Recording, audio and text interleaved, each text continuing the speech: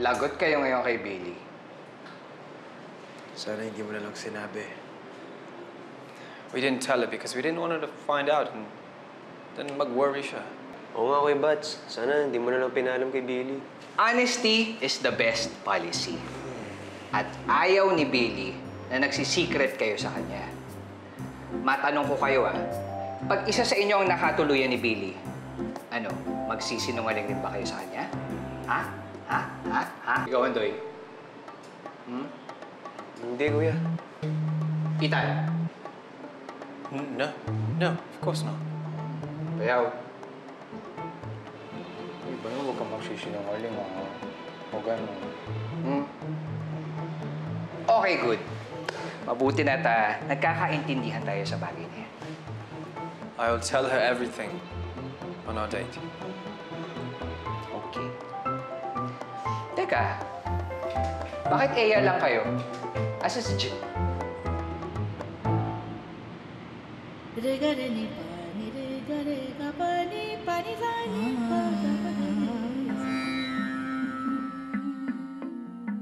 Jai, alam mo naman siguro kung ano gagawin mo next time.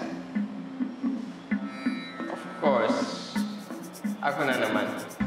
Jai, the problem is the temper. You just need to learn to control it. Oo nga, Jai. Pati si Lola Madge, naapektuhan na eh. Bukas-bukasan mo na yung init ng ulo mo. Chill ka lang.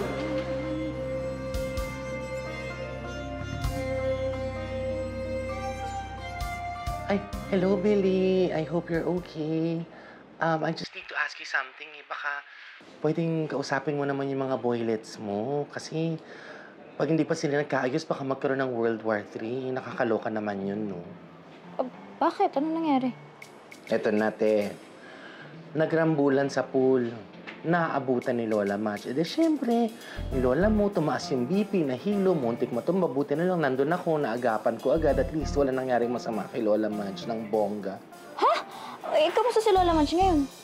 Yun nga, hindi ka ba nakikinig? Sorry, nabigla lang ako. Tumaas nga yung BP, pero she's okay na now. You don't have to worry about her anymore. I just want you to talk to the boys, please. Kasi kawawa naman si Lola Madge. Alam mo yun, kahit masayahin to, nai-stress din to eh. Actually, I'm planning to take her sa farm muna para makapagpahinga siya kahit for a few days. Para ma-relax lang yung isip niya. So, you could use that time para makausap yung mga boys.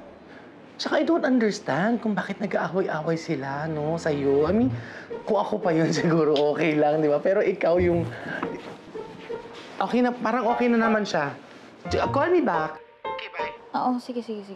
Okay ka na. Ay, eto na. Din. Naman na.